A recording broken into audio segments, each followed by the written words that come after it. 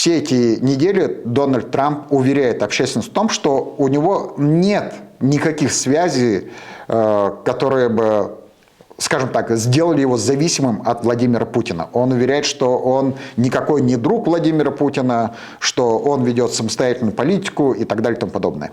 Но в действительности все, что сделал Дональд Трамп за эти несколько недель, как раз-таки его действия свидетельствуют о другом.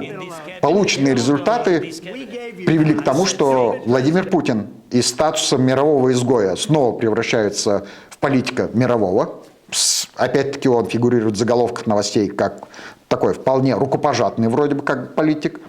И самое главное, сейчас, спустя все эти недели, нам всем становится понятно, что действия Белого дома больше придают уверенности Кремлю, чем на самом деле, скажем так, выбивает почву у него из-под ног. Будем надеяться, что на самом деле система сдержек и противовесов в Соединенных Штатах Америки, я имею в виду Конгресс и другие институции, все-таки эта система сдержек и противовесов заработает.